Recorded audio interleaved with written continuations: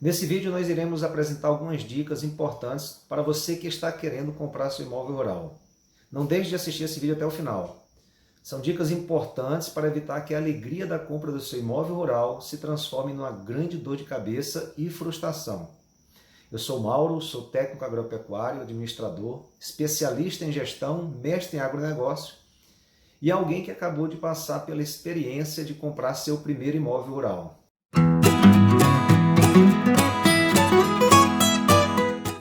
Este é o canal Rancho Mandacaru Agrogestão, que tem por objetivo levar informações sobre gestão rural a todas as pessoas que tenham interesse nesse tema, produtores rurais, estudantes, técnicos e a todos os agentes das cadeias produtivas do agronegócio. Se você ainda não se inscreveu no canal, não deixe para depois. Faça agora mesmo. Se inscreva aí e ative o sino para ser informado sempre que houver uma nova publicação. Compartilhe esse vídeo. Ao fazer isso, você estará ajudando o canal a crescer e permitindo que mais pessoas possam ter acesso a essas informações. Ok, vamos às dicas então? O seu caso pode ser semelhante ao meu. Desde criança eu imaginava um dia ter uma propriedade rural onde eu pudesse plantar, criar e ter o prazer de sentir a natureza de perto. Depois de décadas de trabalho, o dia de realizar esse sonho chegou. É importante termos em mente que comprar um imóvel rural não é a mesma coisa de comprar uma pizza ou qualquer outro produto de pequeno valor, que se não gostar, pode se desfazer rapidamente sem grandes consequências. Estamos falando da realização de um sonho. Estamos falando em adquirir um bem, um patrimônio, que pode lhe custar a economia de uma vida toda de trabalho, que pode lhe trazer um enorme prazer, sentimento de realização, de conquista, ou, por outro lado, se o negócio for mal feito, mal conduzido, uma enorme dor de cabeça, trabalho e frustrações. Então, antes de comprar o seu, observe as variáveis a seguir, não necessariamente numa ordem de importância, pois julgo que todas elas são muito importantes. A primeira é a existência de água. Você precisa verificar se há possibilidade de obter água de forma fácil. Obviamente, uma fonte natural é desejável, mas sabemos que nem todas as propriedades têm essa dádiva. Então é necessário avaliar a viabilidade da perfuração de um poço artesiano ou semi-artesiano ou alguma outra forma de acesso à água. Uma coisa é certa, não dá para desenvolver nada na propriedade sem água. As plantas e os animais precisam de água. Nós, seres humanos, precisamos de água. Até para se construir uma edificação, precisaremos de água. Enfim, sem água não dá. Não se esqueça que a perfuração de um poço ou a utilização de uma fonte de água natural, seja um olho d'água, riacho, etc., estão sujeitos à legislação específica. É importante que você pesquise isso junto aos órgãos responsáveis na sua localidade, nas 3 esferas, estadual, municipal, federal, enfim. Aqui em Minas Gerais, a título de ilustração, nós temos o decreto número 47.705, de 4 de setembro de 2019, que estabelece as normas e os procedimentos para a regularização de uso de recursos hídricos de domínio do Estado. Em seu artigo 2º, esse decreto preconiza que estão sujeitas à outorga de direito de uso pelo poder público, independentemente de natureza jurídica, da sua natureza pública ou privada, dos usuários as intervenções que alterem o regime, a quantidade ou a qualidade dos recursos hídricos, a montante ou a jusante do ponto de interferência, ou seja, acima ou abaixo do local onde se vai fazer a utilização ou a captação da água, nas mais variadas formas, como desvio de um corpo d'água, exploração de água subterrânea ou construção de barramentos ou açudes, dentre outros. Aqui em Minas Gerais, a outorga do direito do uso de recursos hídricos se efetivará por atos do Instituto Mineiro de Gestão das Águas, o IGAM. A outorga é um instrumento legal que assegura ao usuário o direito de utilizar os recursos hídricos. No entanto, essa autorização não dá ao usuário a propriedade da água, mas sim o direito de seu uso.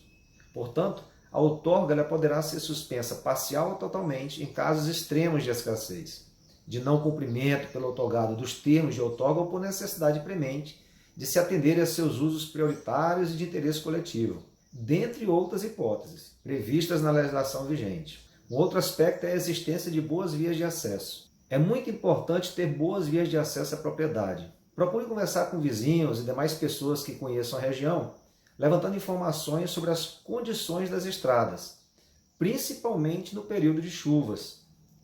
O interessante mesmo seria que você pudesse verificar essas condições durante o período das águas. Mas como nem sempre isso será possível, a busca de informações confiáveis é fundamental. Outro aspecto é a segurança e tranquilidade. A vida no campo combina com paz, silêncio e tranquilidade, assim penso eu. Quando eu e minha esposa começamos a procurar um imóvel para comprarmos, para fazermos o nosso rancho, esse foi um critério de decisão de peso. Vimos algumas alternativas que logo foram descartadas, quando visualizamos que num futuro próximo poderíamos ter som alto e muita movimentação para quebrar a harmonia com o ambiente que procurávamos. É importante que você esteja atento a isso. Crie e analise cenários futuros para tomar sua decisão. A segurança é outro fator que precisa ser levado em consideração. Imagine você chegar na sua propriedade e de cara encontrar a porta de sua casa arrombada e ao adentrar ela verificar que levaram os seus pertences. Ou procurar aquela sua vaquinha preferida e constatar que ela não se encontra mais na propriedade. Imaginou? Pois é, isso é possível. Infelizmente isso é possível. Então estude a região, levante informações, certifique-se que o local onde você está comprando o seu imóvel é um local seguro, sem histórico de arrombamentos ou qualquer outra ação de criminosos. Isso vai lhe dar garantias totais de que isso não venha acontecer com você num dia, no futuro próximo, ou num futuro qualquer? Óbvio que não. Mas com certeza interfere na probabilidade disso poder acontecer. Já diz o dito popular, prevenir é melhor do que remediar. Um outro aspecto é a distância de centros urbanos. Para falar sobre esse tópico, primeiramente é importante responder o seguinte questionamento. Você, faça para você mesmo essa pergunta. Com qual objetivo eu estou adquirindo essa propriedade rural? Se o seu objetivo for explorar esse imóvel como uma empresa rural, produzindo produtos para serem vendidos no mercado, então a proximidade de centros urbanos nos quais possam ser vendidos seus produtos ganha maior importância, associado, como já dito, à existência de boas vias de acesso. Agora, se você quer seu imóvel para se desconectar do mundo por alguns momentos, como nos finais de semana, por exemplo, a questão da distância pode ter um peso menor, embora não possa ser totalmente desconsiderada, pois sempre pode acontecer um acidente ou uma outra necessidade qualquer de chegar rápido à cidade. Tipos de solo é um outro fator a ser considerado. E já que eu falei na possibilidade de ter o imóvel rural como uma empresa, é muito importante também considerar o tipo de solo existente, observando suas características físicas, como porosidade, textura, compactação, químicas, pH, salinidade, fertilidade e biológicas, matéria orgânica, atividade microbiológica, enfim, todas as condições do solo. Com as tecnologias que se tem hoje no mercado, o solo pode ser sim considerado um recurso produtivo renovável, pois se pode alterar suas características físicas, químicas e biológicas.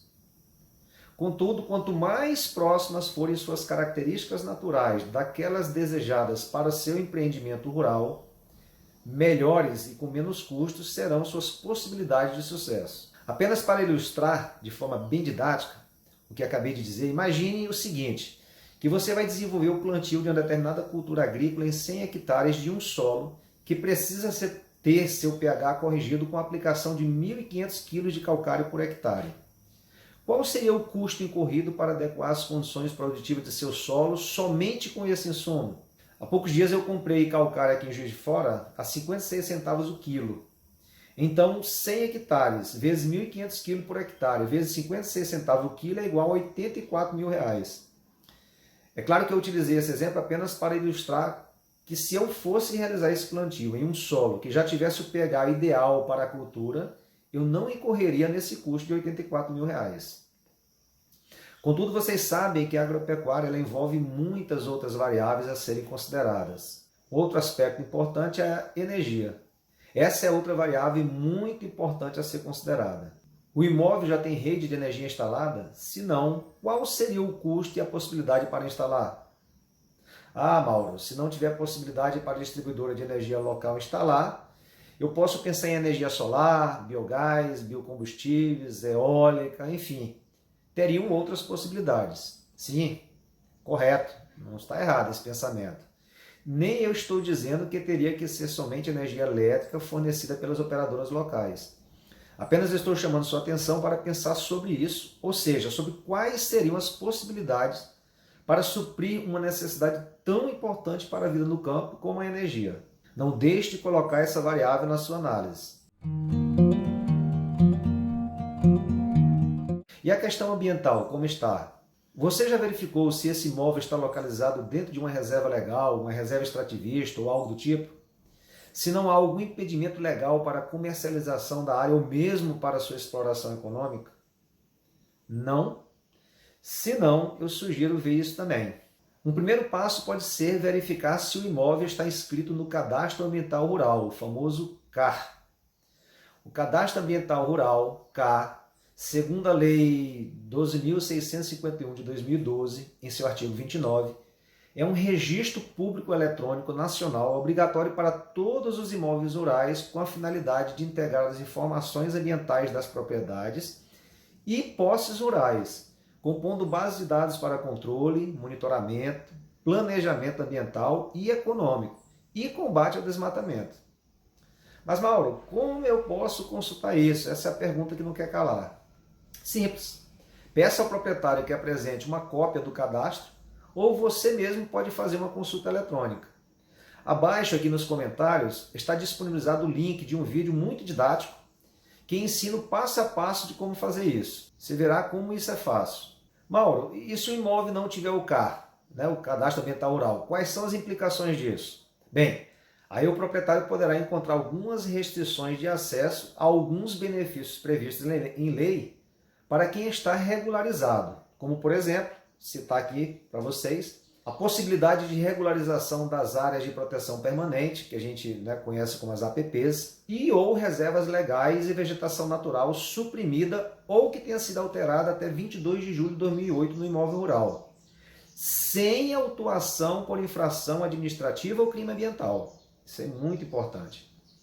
Também a obtenção de crédito agrícola e contratação do seguro agrícola em condições diferenciadas, melhores do que aquelas praticadas no mercado. A dedução das áreas de preservação permanente, de reserva legal e de uso restrito da base de cálculo do imposto sobre a propriedade territorial rural, que é o ITR, gerando créditos tributários. Há linhas de financiamento para atender iniciativas de preservação voluntária de vegetação nativa, proteção de espécies da flora nativa ameaçadas de extinção, manejo florestal e agroflorestal sustentável realizados na propriedade ou posse rural ou recuperação de áreas degradadas. Também isenção de impostos para os principais insumos e equipamentos, tais como fio de arame, postes de madeira tratada, bombas d'água, trato de perfuração do solo, trado de perfuração do solo, dentre outros utilizados para os processos de recuperação e manutenção das áreas de preservação permanente, de reserva legal e de uso restrito.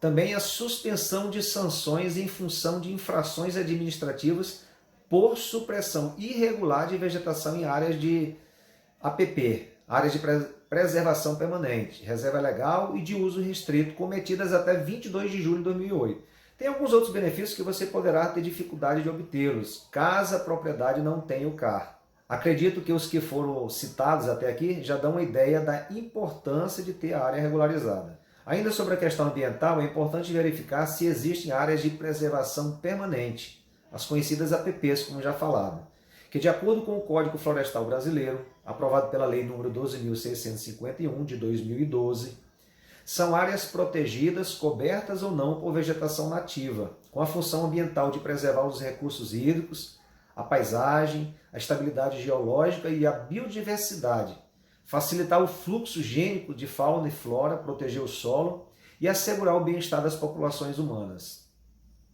Só para você ter uma ideia da seriedade disso, vamos imaginar que o vendedor desse imóvel tenha construído uma edificação a menos de 30 metros de um curso d'água existente nessa APP, que, a depender da situação, pode se configurar ou não como um crime ambiental, e você, adquirente do imóvel, poderá ser responsabilizado por esse passivo ambiental.